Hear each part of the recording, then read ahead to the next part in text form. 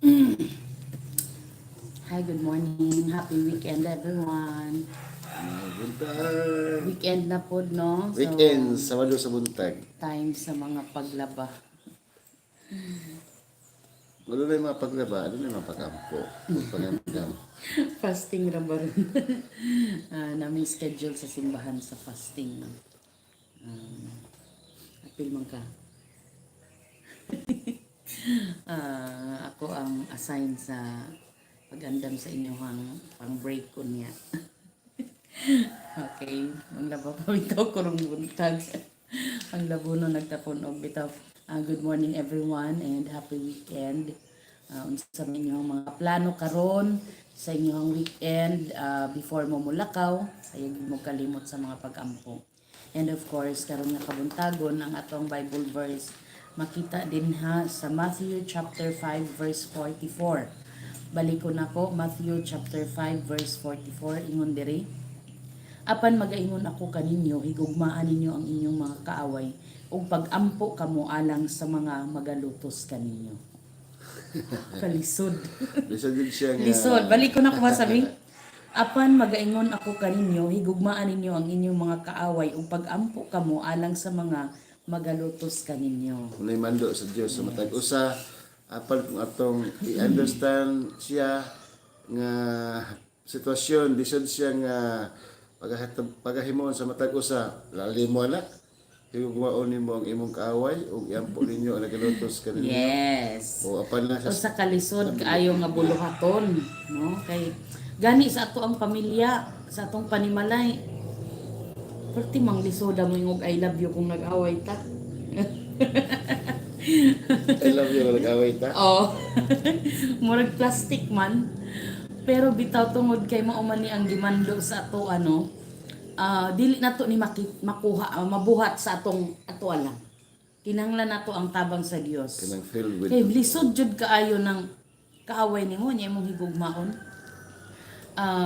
Ang pinaka maayo nato aning buhaton is aton yung iampo ngadto sa Ginoo.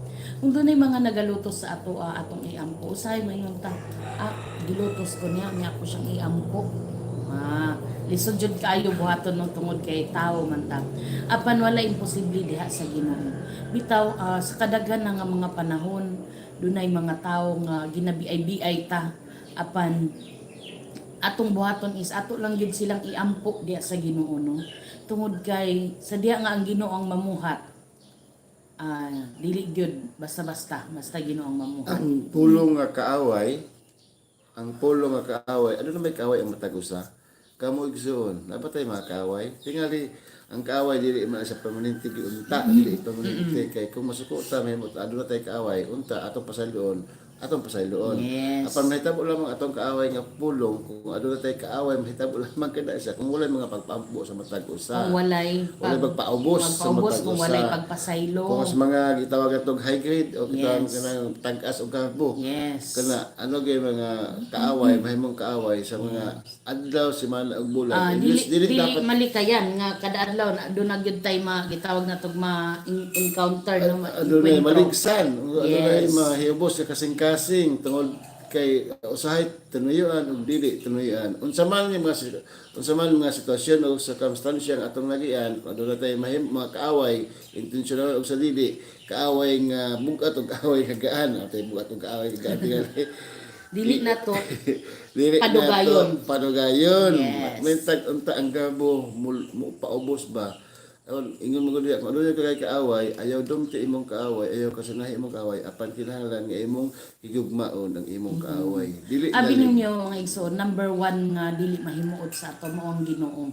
No, so kung doon na tay kasuko sa atong mga kaigsuonan nga ato na siyang gipagamot sulod sa atong kasing-kasing, number one nga dili malipay sa ato ang Dios, no.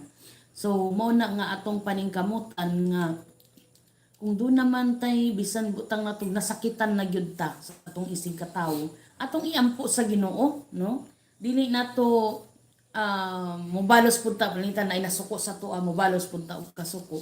Kun dili nga atong ibutang sa atong kasing-kasing ang pagkamainampuon nga diin ang atong isig katawo, malamdagan pud iyang huna-huna nga mawala po ng iyang kasuko niya ikaw po mismo ayaw pagpakasala. Dito mga igsoon, kung ano na kay kaaway, ay natong buhaton, mangayo kag pasaylo sa imong kaaway. Yes. Mahalag ang imong kaaway, dili mo pasaylo sa imuha. Sa mga mata sa Dios, kung may kag pasaylo nga nagpaubos ka tungod ana imo tungod na kay kaaway paubos ka sa mata sa Dios, medyo absolto na ka kay nakay magpasaylo Ang Diyos ang mapataas sa imo. Ang Dios mapataas kanimo tungod kay nagpaubos ka diha sa sakataw. Yes. Now, diha na po ang lisod magud kung kamong duha walay mga magpasaylo. Nindot kung magpasaylo mong duha, magpita sila imong duha. Apay kung dili na hitabo ikaw igsuon kay anak man ka sa Dios, nakabalo man ka anak nga lisod na siya nga dili ka magpasaylo, makikipasaylo sa imong kaaway, sa imong nakaligot-got sa imuha. In that term, nagpaubos ka o ipataas ka sa Dios. And then ang pinakasusi jud nato is prayer. Iyan po Kung siya. paminaw nimo gilutos man jud kog maayo aning tawhana. Ayaw bulos yung lutos. Yes, iampo siya sa Ginoo kay Ginoo na gyud ang mamuhat. Kuya ba igsoon kung Ginoo ang mamuhat no. Dili nato matugkad kung siya mamuhat. Ayaw pud iampo nga ang imong iampo para sa iyang kaayuhan. Ayaw yan po ang Dili makot. nga ampo nga maintag Ayaw na.